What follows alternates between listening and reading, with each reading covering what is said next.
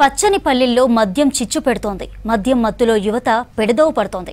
గొడవలు, ఘర్షణలు నిత్య కృత్యమయ్యాయి. మద్యం మత్తులో వాహనాలు నడిపి మృత్యువాత పడుతున్నారు. తాగొచ్చి భర్త చేసే అల్లరి తాళలేక భార్యలు పుట్టింటికి పరుగులు పెడుతున్నారు. మద్యంతో ఎన్నో కష్టాలు, నష్టాలు అనుభవించిన ఆ పల్లెల జనం మద్యం ముట్టవద్దని సమిష్టిగా తీర్మానం చేశారు.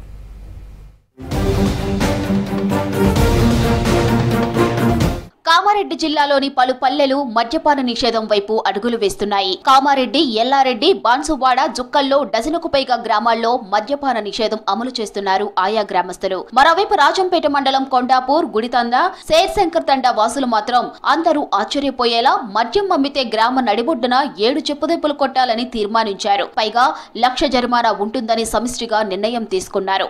మా గ్రామ పెద్ద మనుషులు మద్యాన్ని నిషేధించడం జరిగింది.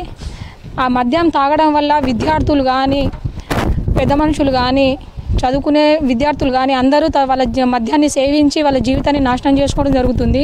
మద్యాన్ని సేవించి యాక్సిడెంట్లు చేసుకోవడం కానీ అలాంటి జరుగుతుంది. కాబట్టి అవంతా దృష్టిలో ఉంచుకొని మా గ్రామ పంచాయతీ పెద్ద మనుషులు మద్యాన్ని నిషేధించడం జరుగుతుంది. రాజంపేట మండలంలోని 3 గ్రామ పంచాయతీ పరిధిలోని బెల్ట్ షాపులను దగ్గరుండి మూసేయించారు. అయితే చెప్పు దెబ్బల తీర్మానం ఇప్పుడు రాష్ట్ర స్థాయిలో చర్చకు దారితీసింది. ఆ స్థాయి నిర్ణయానికి ప్రధాన కారణాలు ఉన్నాయని చెబుతున్నారు గ్రామస్తులు. 3 గ్రామ పంచాయతీల పరిధిలో యువత మద్యానికి బానిసై వాహనాలు నడిపి రోడ్డు ప్రమాదాల్లో మృతి చెందారని, అది తమని కలిచివేసిందని చెబుతున్నారు గ్రామస్తులు. మద్యం పచ్చని సంసారాల్లో చిచ్చు పెడుతోందంటున్నారు.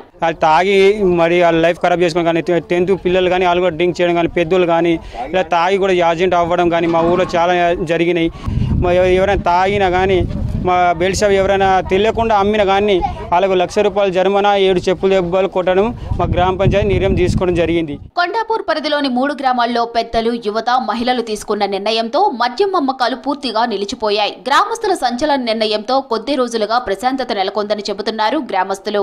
గ్రామాభివృద్ధి కమిటీ చేసిన తీర్మానం ఉల్లంఘిస్తే 1,00,000 జరిమానాతో పాటు కఠిన చర్యలు ఉంటాయన్నారు. మద్యం విక్రయించి పట్టుబడితే చెప్పు దెబ్బలు తప్పువని హెచ్చరిస్తున్నారు. అలాగే మద్యం సమాచారం ఇస్తే 10,000 నజరానా ఉంటుందంటున్నారు.